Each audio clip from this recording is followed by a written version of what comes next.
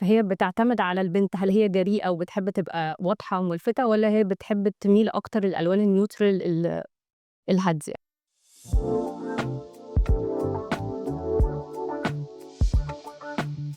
إيه أكتر غلطة ممكن يقعوا فيها المراهقين وهُم بيختاروا لبسهم؟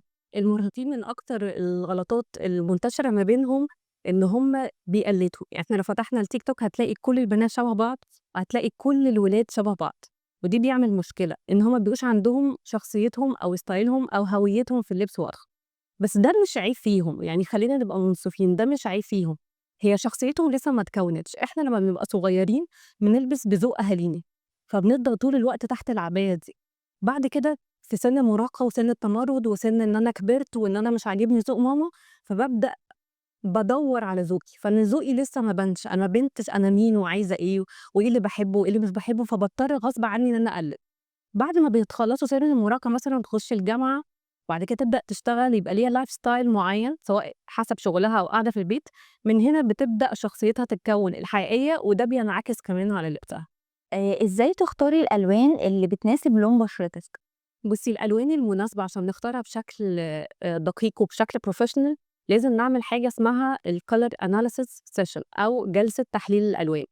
دي بتبقى مع stylist متخصصة وبنعرف منها الألوان اللي بتليق علينا. بس لو أنا عايزة أختار لوحدي من غير stylist ممكن زي ما كنت باقول لِك حتّة الtrial and error. في ألوان ممكن ألبسها أحس إن هي لوني بهتان، ممكن حد يشوفِك لابسة لون يقول لِك أنتِ مش نايمة النهارده كويس، أنتِ فيكِ حاجة، أنتِ كويسة، ده بيبقى اللون باهت عليكِ. فمبهّتة. وفي ألوان تانية بتحسّي إن أنتِ حتى مش محتاجة تحطّي makeup هو اللون حلو عليكِ.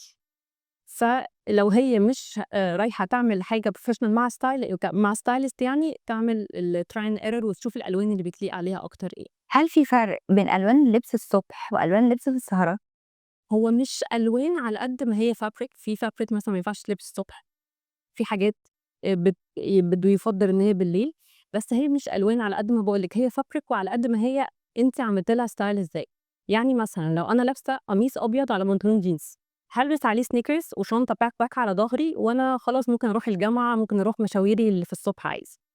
أنا I can بقى style it up، أعلّي الstyle شوية وأخرج بيه بالليل.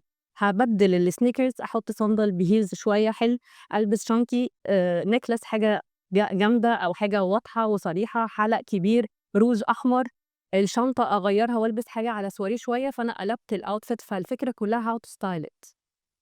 إيه رأيك في تنسيق الألوان الجريئة مع بعض؟ هي بتعتمد باحس إن هي بتعتمد على شخصية البنت، يعني في بنات بتحب كده وبتحب تmix ألوان جريئة مع بعض وتحب تعمل color blocking، فهي بتعتمد على البنت هل هي جريئة وبتحب تبقى واضحة وملفتة، والّا هي بتحب تميل أكتر للألوان الneutral الهادية.